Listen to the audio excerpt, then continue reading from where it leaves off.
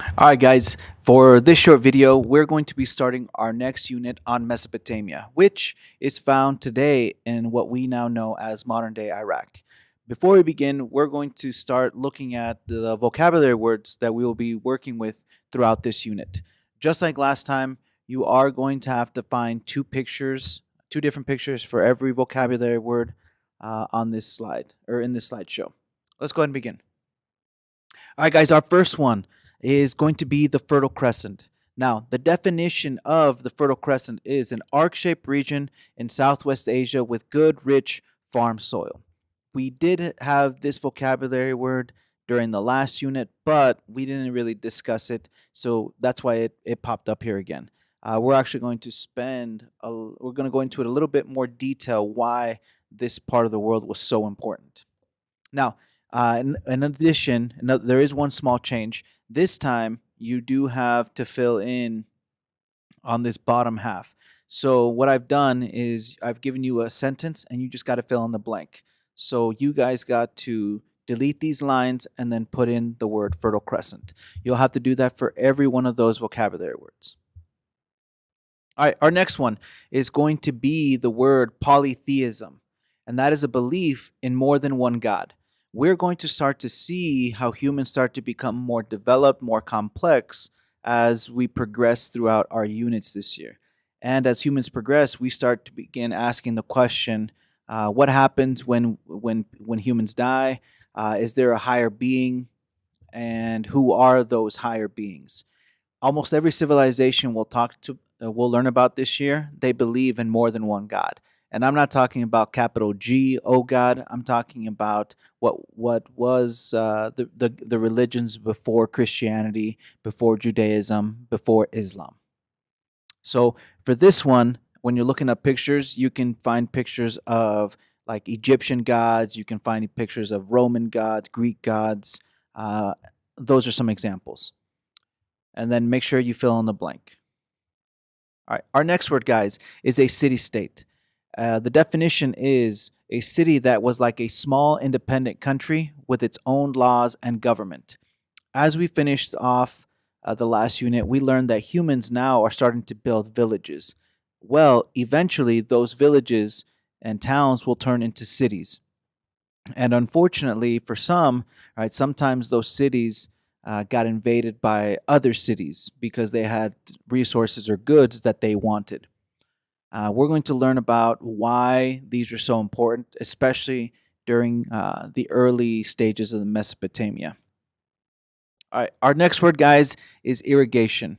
Irrigation is a means of supplying land with water. This is a very important vocabulary word for many reasons. One, this is how people were able to live in an area like today, like Iraq, that is made up of mostly desert, right? So the Mesopotamians were able to create ways of getting water to their crops. We'll learn about why that had such a huge impact on the region. Our next word is ziggurat, deals with the religion of this part of the world. And a ziggurat is an ancient Mesopotamian temple where gods were worshipped. As I mentioned before, we start to become more complex. Not only do we worship gods, but we also have a place to worship them. These giant temples look like giant staircases. They're very easy to identify, and then at the very top, they had a shrine where they would worship their gods. Our next word is going to be monarchy. And a monarchy is a form of government in which the ruling power is in the hands of one person. So now, one thing we're also going to see is start to see the shift from being a community, and now we're starting to see one person be in charge of everybody. And typically, when you become a king or queen, right, especially early on in early civilization, you didn't become king by being the nicest guy on the block. These early kings were the ones that were the most charismatic. They were the biggest, baddest bully on the playground, and many times they were also the meanest, just because those are some of the traits you needed to become a king and rule over people. Today, an example of a monarchy would be the king or queen of England, right? That is a form of government. All right, our next word is merchant.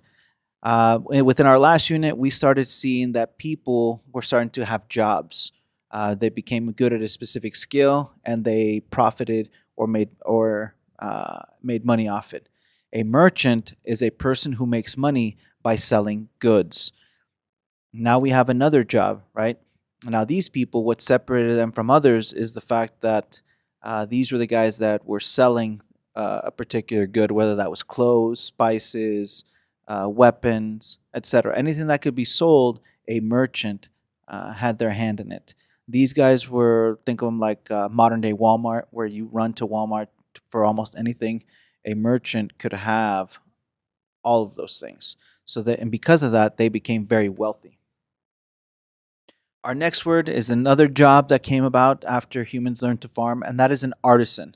And an artisan is a craftsperson, a person who makes good with their hands, right? So this could be something like potters, um, clothes makers, weapon makers, art makers, basket weavers. Those are all considered artisans, and that's because they work with their hands and they're using them to make some particular good.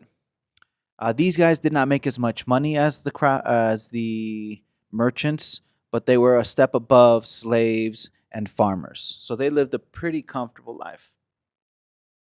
All right, our next one is Mesopotamia, and this is the main one, the main area we will actually be focusing on for these next few weeks. And Mesopotamia is a geographic area located between two rivers, the Tigris and Euphrates rivers. Today, we can actually go to this place, and it is now known as modern day Iraq.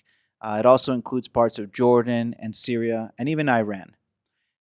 Later on, we're going to look at this harsh terrain, very harsh environment, and how the early people were able to make a great civilization and a great empire in the desert. And our last one, guys, the word is bronze. And bronze is a strong metal alloy made from copper and tin. Now, we're actually going to start to see how humans learn to make weapons out of metal. So now we're going to progress from the Stone Age into what they call the Bronze Age, where we learn to make weapons made out of this metal. It is actually a combination of copper, kind of like what plumbing pipes are made out of, and tin. You get it, you melt it, you get it hot enough where it becomes a liquid. You combine the two metals, and it makes bronze, which is much, much harder than individual copper or tin. We'll actually look at that bronzing skill later on. Now, with that being said, double check, make sure you have, as you go through, make sure you have all your images taken care of. They got to be two different ones. And then double check and make sure that you fill in the blank for every one of these vocabulary words. Once you have that all finished, go ahead and turn in, and then you can start working on new vocabulary words, because I will have a short GIMP kit made for you. All right, guys, that's all I have for you today. If you have any questions, email me. Have a nice day.